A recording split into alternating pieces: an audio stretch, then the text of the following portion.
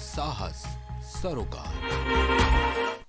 नमस्कार, आप देख रहे हैं प्राइम टीवी। मैं हूं आपके साथ सपना सिंह। वक्त हो चुका मध्य प्रदेश की खबरों का। एमपी में 21 सीटों पर वोटिंग पूरी हो चुकी है और बची हुई 8 सीटों पर 13 मई को मतदान होगा। चौथे फेज में 74 उम्मीदवारों के भाग्य का फैसला होगा। वहीं 1,63,70,654 मतदाता वोटिंग करेंगे। चौथे चरण में 69 पुरुष और 5 महिला उम्मीदवार हैं। इसके लिए आज पोलिंग दल चुनाव सामग्री लेकर मतदान केंद्र की ओर रवाना हो रहे हैं।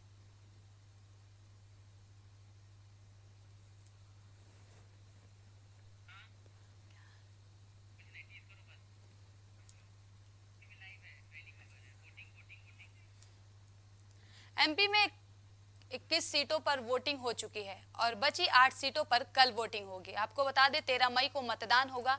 चौथे फेज में 74 उम्मीदवारों के भाग्य का फैसला होगा। वहीं 1,63,70,654 मतदाता वोटिंग करेंगे। चौथे चरण में 69 पुरुष और 5 महिला उम्मीदवार हैं। इसके लिए आज पोलिंग दल चुनाव सामग्री लेकर मतदान केंद्र की ओर रवाना हो रहे हैं। आपको बता दें कि एमपी में 8 सीटों पर कल यानी 13 मई को मतदान होना है, जिसको लेकर तैयारियां पूरी हो चुकी हैं। चुनावी सामग्री को लेकर पोलिंग दल रवाना हो चुका है।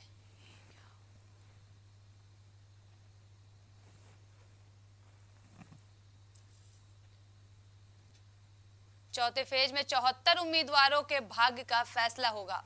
वहीं 1,63,70,654 मतदाता वोटिंग करेंगे। चौथे चरण में 69 पुरुष और 5 महिला उम्मीदवार हैं। इसके लिए आज पोलिंग दल चुनाव सामग्री लेकर मतदान केंद्र की ओर रवाना हो रहे हैं।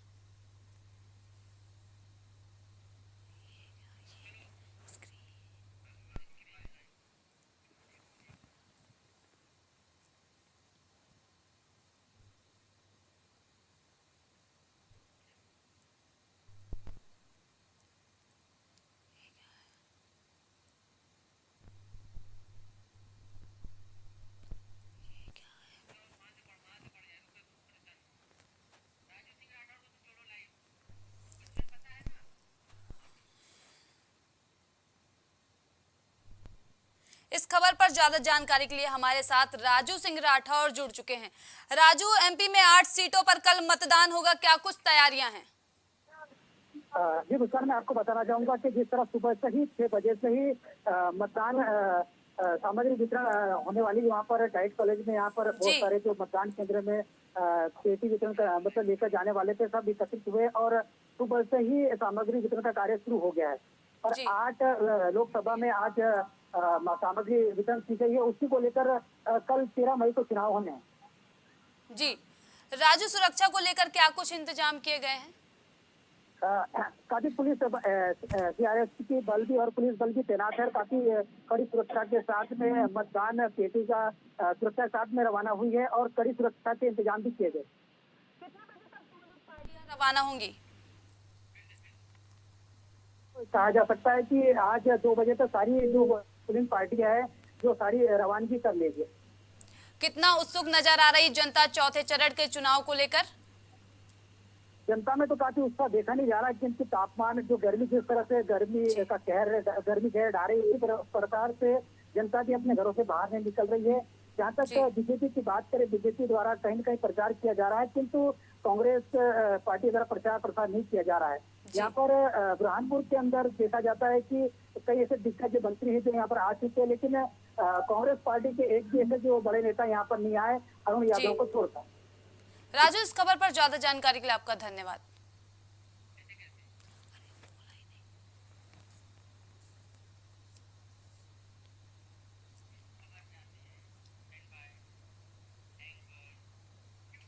लोकसभा चुनाव के लिए मतदान 13 मई सोमवार को होगा। कलेक्टर और जिला निर्वाचन अधिकारी भव्य मित्तल के मार्गदर्शन में 12 मई रविवार को बहादुरपुर स्थित जिला शिक्षा और प्रशिक्षण संस्थान डाइट कॉलेज से मतदान दलों को सामग्री वितरण का किया जाएगा। जिला प्रशासन द्वारा सामग्री वितरण और प्राप्ति के लिए सारी तैयारियां अंतिम चरण पर हैं। डाइट में दिन भर टेबल सजाने का काम चला। सामग्री वितरण स्थल पर मतदान दलों के लिए बैठक व्यवस्था, पेयजल व्यवस्था, प्रकाश सामग्री वितरण व्यवस्था, पार्किंग सुरक्षा, स्वास्थ्य व्यवस्था आदि सुविधाएं जुटाई गईं। बता दें कि जिले में मतदान के लिए 652 मतदान केंद्र स्थापित किए गए हैं, जिसमें नेपानगर विधानसभा 189 में 306 मतदान केंद्र, बुरहानपुर विधानसभा 180 में 346 मतदान केंद्र हैं। बिल्कुल, रिजर्व मशीनें भी सेक्टर अधिकारी के साथ जाती हैं। अगर कल पोल के टाइम पे या मॉक पोल के टाइम पे कभी कोई कठिनाई आती है तो कभी रिप्लेस करने के लिए उनके पास VOCU रहती है, वो तत्काल रिप्लेसमेंट भी करते हैं और हमें यहाँ सूचना देते हैं। 4 कर्मचारी P1, P2, P3, जहाँ पर ज़्यादा मतदाता है वहाँ एक अतिरिक्त सहायक भी हम दे रहे हैं। अभी सब लोग 1 से 2 घंटे में अपने बूथ पे पहुँच जाएंगे और अपनी अपनी तैयारियाँ करते हैं। झाबुआ में जिला कलेक्टर और संसदीय क्षेत्र के मुख्य निर्वाचन अधिकारी नेहा मीना ने मध्य प्रदेश में जिले में मतदान समाप्त होने के 48 घंटे पहले और मतदान खत्म होने तक, साथ ही मतगणना 4 जून 2024 को शुष्क दिवस घोषित किया गया है, जिसमें झाबुआ की समस्त कंपोजिट मंदिरा, दुकानें, वाइन शॉप इकाई बंद रहेंगी। 48 घंटे वाली जो हमारी SOP होती है वो शुरू हो जाएगी निर्वाचन से पूर्व। 13 तारीख को रतलाम संसदीय क्षेत्र में कुल 2661 मतदान केंद्रों पे मतदान की प्रक्रिया होगी। हम कुल संसदीय क्षेत्र में देखे हैं तो वो पूरी 8 असेंबली सेगमेंट्स में विभाजित है। अलीराजपुर, जोगपुर, झाबुआ, थांगला, पिपरावत, रतलाम ग्रामीण, रतलाम शहर, सैलानी। कुल हम संसदीय क्षेत्र की बात करते हैं तो करीबन 20,94,548 मतदाता, जिसमें 10,39,974 पुरुष, 10,54,527 महिलाएं व 37 ट्रांसजेंडर TG। कुल इतने मतदाता हैं जो कि देंगे हमारे 13 तारीख को जो हमारा निर्वाचन है।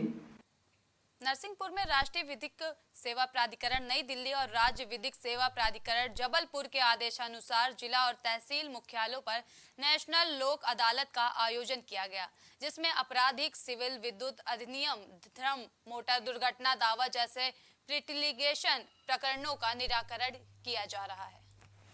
जिला विधिक सेवा प्राधिकरण नरसिंहपुर के द्वारा वर्ष 2024 की दूसरी नेशनल लोक अदालत का आयोजन आज किया जा रहा है। नेशनल लोक अदालत का शुभारंभ आज 10:30 बजे श्री कमल जोशी, प्रधान जिला न्यायाधीश एवं अध्यक्ष जिला विधिक सेवा प्राधिकरण नरसिंहपुर के द्वारा किया गया। नेशनल लोक अदालत में 26 खंडपीठों का गठन किया गया है, जिसमें मुख्यालय नरसिंहपुर में 14, गाड़ाबारा में 10, कोटेगांव और तेंदुलखेड़ा में 1-1 खंडपीठ का गठन किया गया है।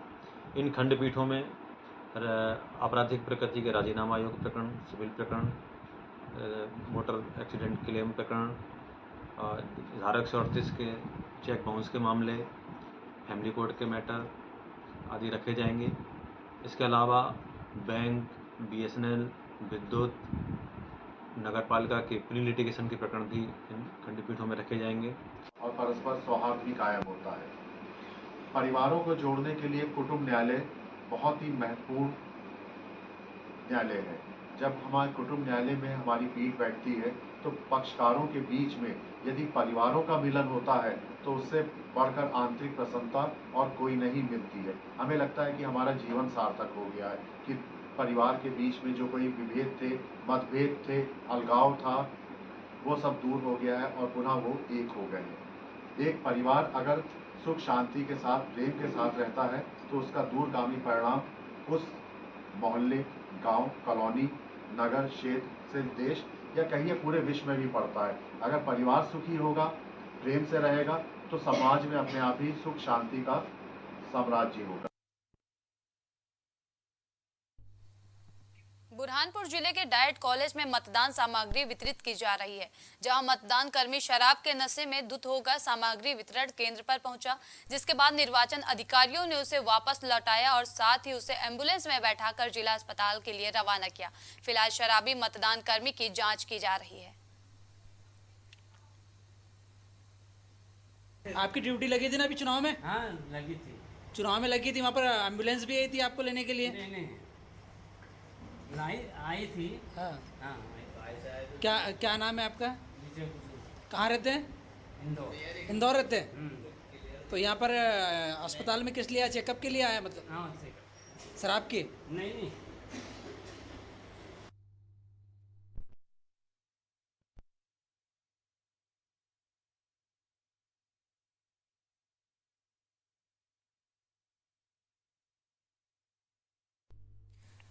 इस खबर पर ज्यादा जानकारी के लिए हमारे साथ फोन लाइन पर राजू सिंह राठौर जुड़ चुके हैं। राजू, नशे की हालत में मतदान करने पहुंचा युवक, क्या अधिकारियों ने उसे मतदान करने दिया? मैम आपको पता, मतदान करने नहीं, मेड कॉलेज के अंदर जो मतदान की सामग्री वितरण करने में इनकी ड्यूटी लगी थी। ये जो कर्मचारी इंदौर का रहने वाला बताया जा रहा है, सुबह जब मेड कॉलेज के अंदर सामग्री वितरण की जा रही थी, उसी दौरान शराब के नशे में ये कर्मचारी पाया गया था जी। वो उसके बाद मतलब एम्बुलेंस को 108 एम्बुलेंस को कॉल कर एम्बुलेंस बुलाई गई। एम्बुलेंस में डालकर इन्हें जिला अस्पताल पहुंचाया गया। जी, एम्बुलेंस में बैठाकर उसे जांच करने के लिए ले जाया गया, क्या कुछ सामने आया? अब मैं अभी तो जांच जब सामने उनको ले जाया गया तो उनके जो डॉक्टर टीम द्वारा उनका चेकअप किया गया, और चेकअप के बाद ही पता चलेगा कि क्या वास्तविकता सामने है। प्रशासन की तरफ से क्या कुछ कहा जा रहा है? मैम अभी तो जिला निर्वाचन अधिकारी ने तो निर्देश किया था कि जो अगर जो कर्मचारी अगर शराब के नशे में पाया गया तो निलंबित करने के आदेश भी जारी हो सकते हैं। राजू, इस खबर पर ज्यादा जानकारी के लिए धन्यवाद।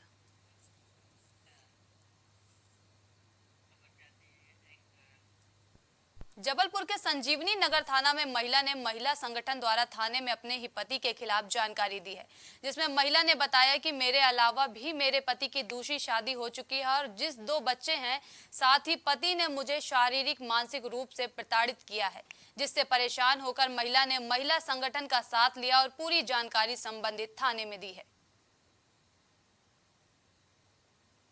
सर, मैं मंजू तिवारी, मेरे पति योगेश तिवारी, हमारा प्रेम विवाह हुआ था 2012 में, जिससे मेरे 2 बच्चे हैं। मेरे प्रेम विवाह होने के कारण मेरे घर वाले सास, जेठ, जेठानी, जेठ मेरे राकेश तिवारी, जेठानी और मेरी सास फूल तिवारी मुझे घर पे नहीं आने थे। हम किराए से मकान में बाहर रहते थे और हम जब घर आए तो ये मुझे परेशान करने लगे कि तुम हमारे समाज की नहीं हो, हम तुमको अपनी बहू नहीं मानते हैं, और ऐसे करके आए दिन मुझे प्रताड़ना करते रहे, परेशान करते रहे। मेरे कुछ बोलने पे, ऑब्जेक्शन लेने पे मुझे मारपीट करके ये चीज़ को दबा दिया जाता था। बार बार मुझे परेशान किया जाता था, दहेज लेके आओ। और उसके साथ काफ़ी घर में प्रताड़ना हुई है, दहेज की मांग हुई है। और सबसे बड़ी बात, संगीन अपराध ये है कि घर में पति के अलावा पूरा परिवार, उनकी सास, उनके जेठ, जेठानी सब लिप्त हैं, जिसमें मारपीट के साथ साथ डिमांड की गई है पैसों की, जिसमें 15 लाख उनका गरीब परिवार पहले ही उनको दे चुका है और दूसरी किस्त अभी 15 लाख की और डिमांड की जा रही है। इस खबर पर ज्यादा जानकारी के लिए हमारे साथ इमरान जुड़ चुके हैं। इमरान, महिला ने अपने पति के खिलाफ थाने में तहरीर दी है, क्या कुछ पूरा मामला है?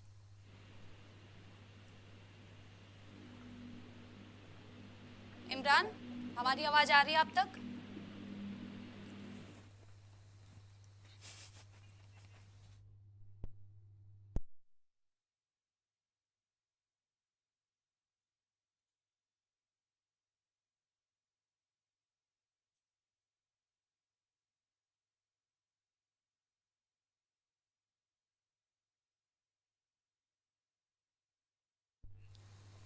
ग्वालियर जिले के थाना भितरवाड़ क्षेत्र में बीते दिनों पहले अज्ञात चोरों ने विद्युत मोटर चोरी की थी और चोरी की वारदात से किसान और रहवासी अज्ञात परेशान थे। वहीं राजकुमार शर्मा निवासी भितरवाड़ के निवास से अज्ञात चोरों ने बाइक चोरी की घटना को अंजाम देने की कोशिश की थी। वहीं उक्त चोरों का पीछा करते हुए एक अज्ञात चोर को पकड़ा और पुलिस के हवाले कर दिया। वहीं अतिरिक्त पुलिस अधीक्षक निरंजन शर्मा ने प्रेस वार्ता कर उस चोरी का खुलासा किया और आम नागरिक राजकुमार शर्मा को सम्मानित भी किया। रिंकू शर्मा ने जो है, उन्होंने अपने घर में जब सुबह 3-3:30 बजे उठकर देखा उनने CCTV में, तो कुछ उन्हें बाहर बदमाश दिखे और उनकी मोटरसाइकिल चोरी करके ले जा रहे थे। तो उस पर से उन्होंने अपनी कार से उनका पीछा किया और पीछा कर उनको रोका। उनमें से बाकी लोग भाग गए थे। एक चोर को उन्होंने पकड़ने में सफलता प्राप्त की। पीछे से पुलिस और जन सहयोग भी, जनता के लोग भी आ गए थे। उनने जो है पुलिस के हवाला कर दिया। जो एक चोर पकड़ाया था उसके माध्यम से जब उनसे पूछताछ की गई तो भितरवाड़ पुलिस को बहुत बड़ी सफलता मिली। उसमें 4 लोगों की पूरी गैंग पकड़ाई है और 4 लोगों की गैंग में जो है उनके कब्जे से जो है 12 सबमर्सिबल विद्युत मोटर, एक नकबजनी जो भितरवाड़ में नकबजनी हुई थी उसका मसरूका सोने चांदी का और घरेलू सामान, एक मोटरसाइकिल और एक सेंटर कार जिसको वो यूज़ कर रहे थे। ऐसे करीब 7 लाख रुपए का माल बरामद किया है।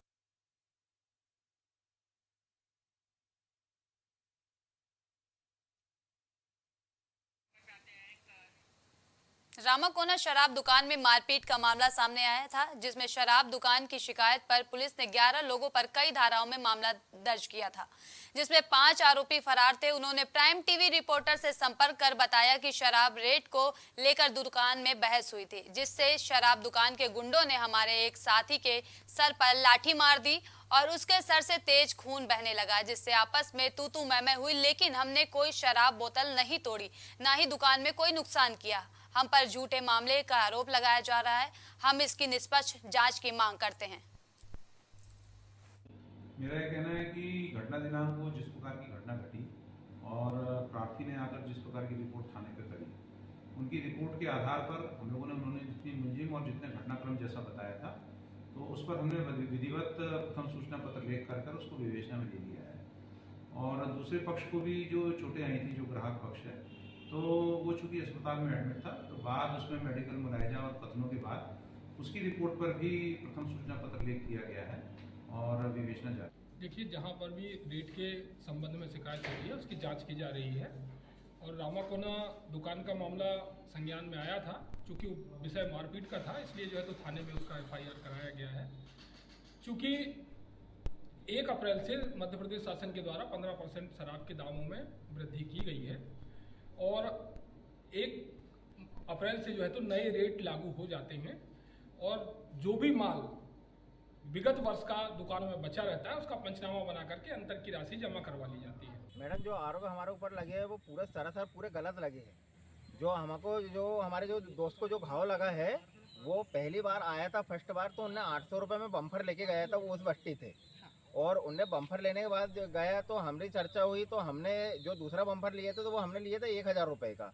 तो फिर हम लोग सब इकट्ठे साथ में आए तो हमने फिर उससे लिए, तो उनने हमको 1080 रुपये बताया, जिसमें से जिसको चोट लगी है उनने बोला यार अभी तूने बोले 800 रुपये का दिया, अभी तू 1080 रुपये का बता रहा है। तो उसमें ऐसी थोड़ी बहसबाजी हुई, कर दिया। हमने सोचे शायद लट रखा ही भर है उनने, पर जब पूरे खून की जब धार बहने लगी तो हमको लगा कि यार इसका सर फट चुका है।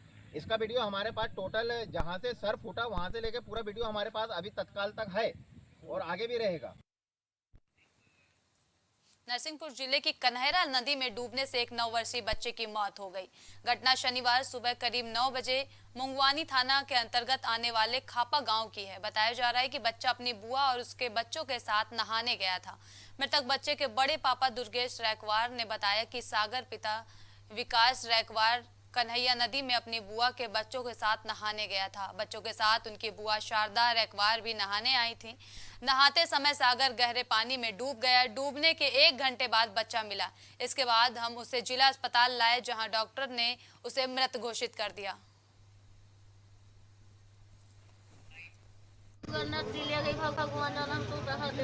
हम भी नहीं थे। हाँ, तो क्या हुआ फिर? कब की घटना है ये? कितने लोग गए थे नहाने? गए थे।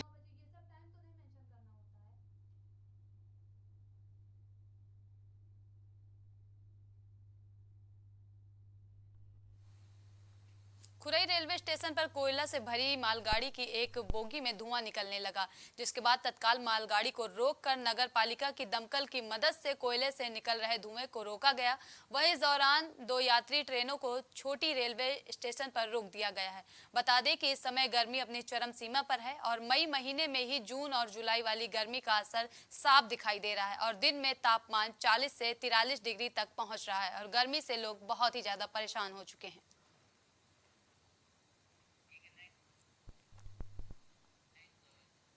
स्टैंड के समीप सेंटर पर सिटी कोतवाली पुलिस ने छापा मारा है। साथ ही सपा स्पा सेंटर से पुलिस ने 2 लोगों को पूछताछ के लिए हिरासत में लिया है। बता दें कि पुलिस को लगातार स्पा सेंटर की मिल रही थी शिकायत। सिटी कोतवाली टीआई अरविंद कुंजर की टीम कर पूछताछ की। बस स्टैंड के पास एक स्पा सेंटर है, उसकी वहाँ शिकायत मिल रही थी, उसकी जांच की गई आज। जांच के दौरान 2 व्यक्ति वहाँ, जो एक मैनेजर है और एक बाहर का व्यक्ति, बाहर केबिन में बैठे पाए गए। क्योंकि लोग बाहर के हैं तो उनको पूछताछ के लिए थाने में लेके आए हैं और अंदर कोई ऐसी आपत्तिजनक स्थिति या फिर ऐसी सामग्री प्राप्त नहीं हुई है। फिर भी एहतियात के तौर पर इन लड़कों की जाँच की जाए। छतरपुर जिले के चंदला विधानसभा के अंतर्गत गोयरा थाने में युवती के साथ दुष्कर्म के बाद हत्या करने के मामले में एसपी ने बड़ा खुलासा करते हुए 3 आरोपियों को गिरफ्तार कर लिया है। बताया जा रहा है कि सनसनीखेज वारदात को लेकर हत्यारों पर डीआईजी ललित शाक्यवार ने 20,000 का इनाम घोषित किया था। फिलहाल पुलिस ने 3 आरोपियों को जेल भेज दिया है। घटना को सॉल्व कर पाए और इसके जो आरोपी हैं उनको हमने अरेस्ट कर लिया है। इन्वेस्टिगेशन जारी है और चूंकि बहुत गंभीर अपराध है, इस प्रकार से गलत काम करने के बाद में अपराध करके युवती की हत्या हुई है, तो हम इसको बहुत ही सख्ती से, मतलब बहुत ही स्ट्रिक्टली इस केस की मॉनिटरिंग करेंगे। चार्जशीट करने के बाद में इस केस को फास्ट ट्रैक लाने का भी प्रयास करेंगे और चिन्हित करके इसमें सजा हो, इसका पूर्ण रूप से प्रयास करेंगे।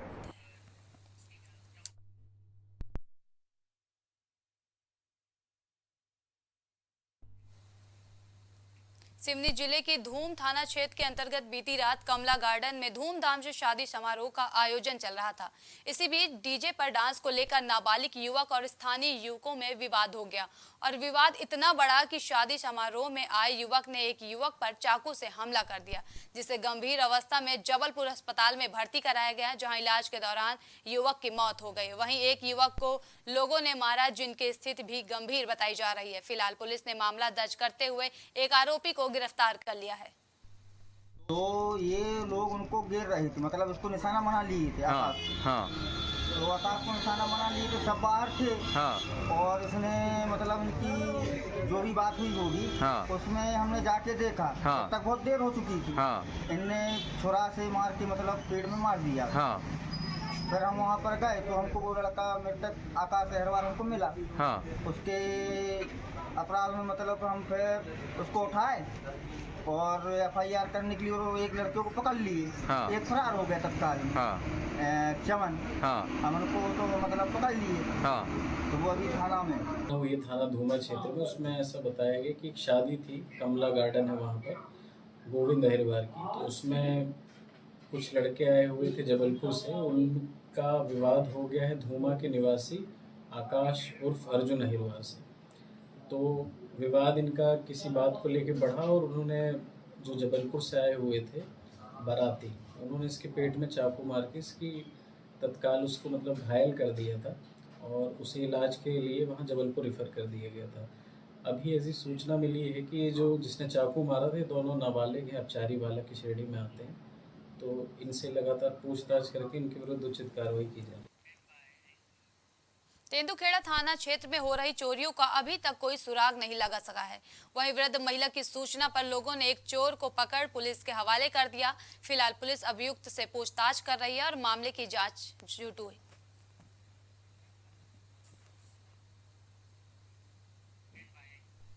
मध्य प्रदेश की खबरों में अभी के लिए इतना ही। देश और दुनिया की तमाम बड़ी खबरों के लिए देखते रहिए प्राइम टीवी।